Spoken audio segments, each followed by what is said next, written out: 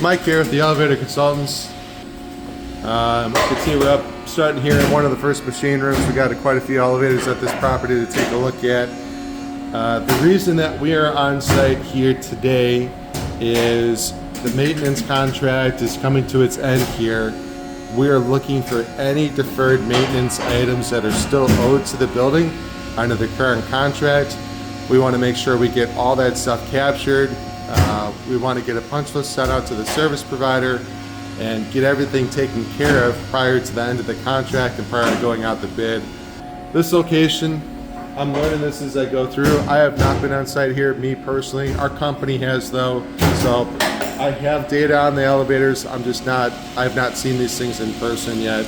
So overall, first machine room that we're in, this is overhead traction. So we have original, looks like Haughton machines here, Haughton 102s. So overall, looking for anything wrong with this. Obviously we're gonna run across everything, but right off the bat, I gotta figure out if these are U-groove shifts or V-groove. But as far as the cable height, this is pretty bad. I haven't even gotten through the first elevator yet. You can see how deep these cables are sitting inside the Sheave grooves, which I'm not real crazy about. So if we come back over here, I'll get a flashlight under there and take a look at the V groove, or look at the groove in the Sheave. But if we take a look at card number 2, which I'm being told by our engineers here, this is out of service. You can see how much higher these cables are sitting in the groove. See if I can get a cross shot here. So if the cables are actually crowning, which these ones are, this Sheave is it's in pretty good shape. If I take the same angle from over here, obviously I'm not sitting on top of the actual Sheave. I mean, the best way to look at it would be on top here. I can't see that because of our guard, but we can see how far sunk those cables are into the Sheave grooves. I'm not real happy about those. As far as car 2 being out of service, the building engineers had mentioned that the mechanics thought that we ran into a bearing issue, and we could see our new bearing sitting down here. Get rid of our cutoff wheels, but see how big these guys are. So when they removed our stand here and they removed the bearing, this is when they actually figured out that the shaft that runs through the center of the machine has actually got a crack in it. So they've done some testing on this, and this is all what I've been told here in the last 5 minutes or so. They plan on getting the shaft repaired, but overall this is a major repair for the elevator. There's going to be a lot of labor involved in this one. If we swing down here and take a look at car 1, oh my god, those things are on fire. Look at the rouge on those. That's awful. And look at the rouge buildup on everything. Those cables are done. So really, I'm on site here for 5 minutes. We've already got one Sheave on the first elevator. Obviously they're taking care of the bearings and the shaft that goes through the center of the machine on the second car, and I've got a set of cables here on the third car. So I've set it opposite, but cars 1, 2, and 3, that's what we have for deferred maintenance. And I still have a lot more elevators to go through, so we're not off to a good start.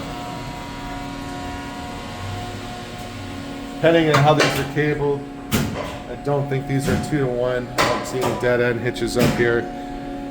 Typically, the elevator will be at the lowest landing when you start seeing problems with the cables like that, especially with rouge.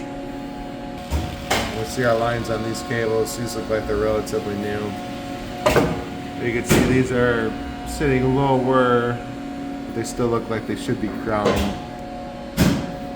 Not crazy about those, but we'll come back, we'll take a better look at it.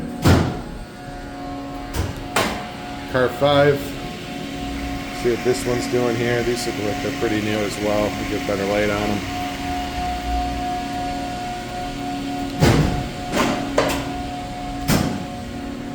Get a side angle view of that. These look like they're crowning. So like I said before, these are all gearless machines. These are manufactured by Haughton. They've had a modernization. These are like Schindler TXR5s. This part here with all the grooves in it, this is what is called your commutator on these gearless machines. You can see how everything is pretty flat. It's even. Try to adjust the light here. And you can see where that, we call that a brush, where that contacts the commutator, which is this metal surface right here. You can see you got nice even contact all the way around. So this one is actually in pretty good shape. If we come back over here to car 1, I'll show you what the difference looks like. This one's actually got some grooves worked into it. So you can probably already tell on the camera. You can see all the different heights here. I'm going to see if I can work the light a little bit different just to show you what I'm seeing here. If we take a look at the brush itself, you can see how the brush is eventually contoured to the surface of this commutator.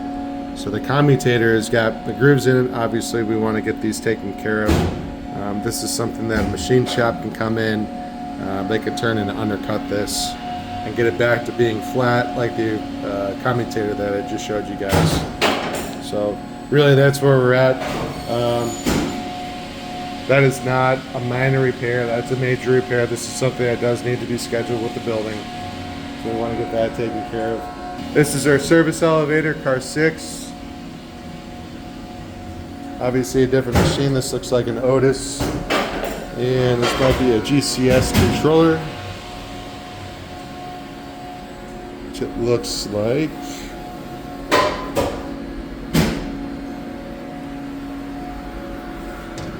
Let's see, open this up. Oh yeah, that's definitely GCS. Fun fact about GCS controllers, I've never seen one of these that's wired nicely, nice and neat. Usually there's cables all over the place like there are here. I don't know if there is a way to actually make these look nice and clean when you do the installation of them. Other companies, some independents out there like GAL, MCE, the way they have everything configured, they can really make the wiring inside the controller look pretty nice. These are the TXR5s, so I'm just trying to give you an idea of a comparison of what it looks like. You can see this is a much cleaner install.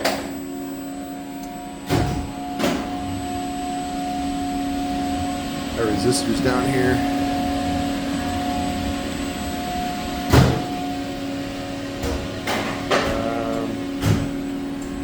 I was talking about cabling before. Here's the elevator that's actually roped 2 to 1. So here's our dead end.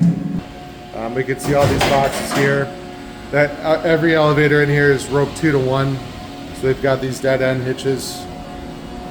But that's where the cables actually come back up and tie in to the machine room floor. Here,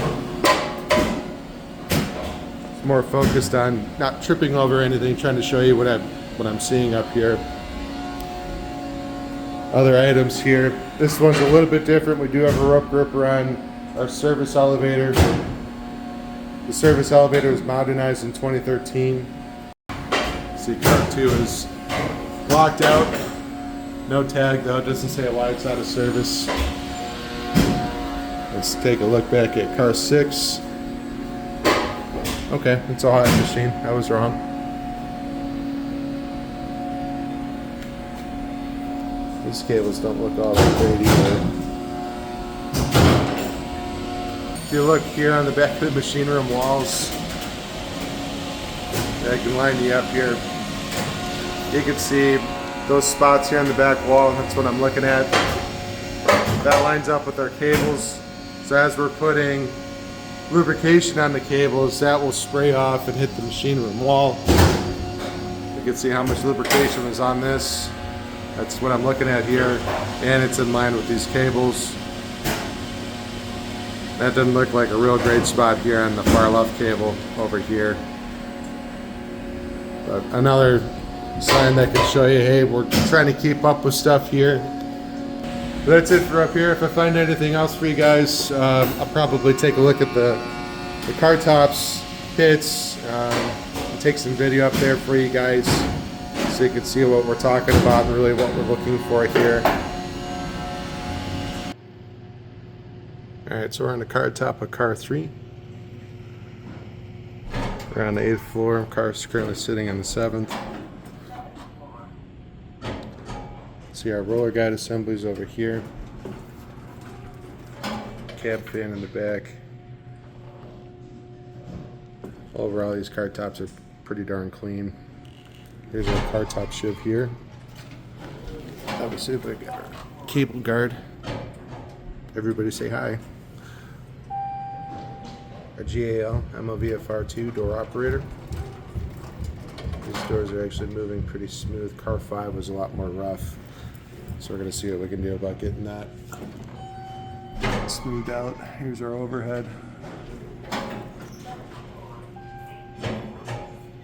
All of our horseway door equipment here. You can see we still have our original tracks. And then we have new hardware. These look like the new doors as well.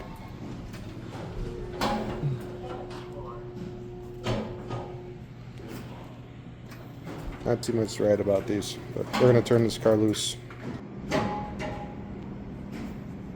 Okay, so I wanted to show you guys. Just realized all the colors are changing up here. It's kind of cool for the 10 space.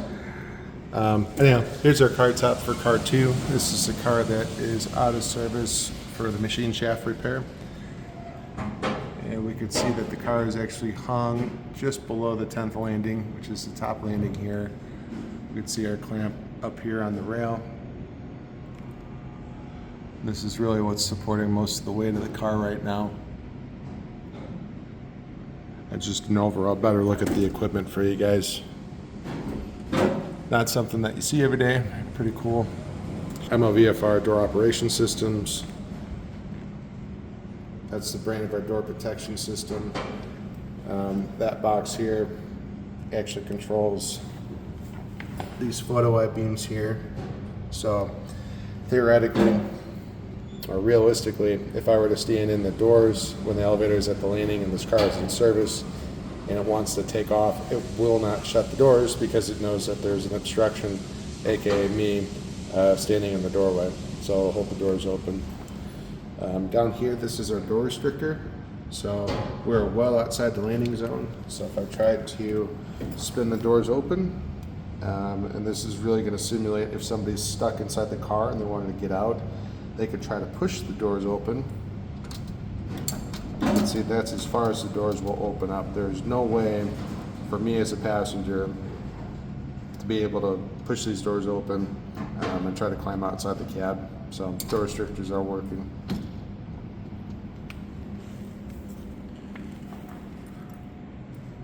That's really it. But we had a better look at the equipment here. Obviously this one's out of service. I got more time to take a peek at stuff. This is really what I wanted to show you.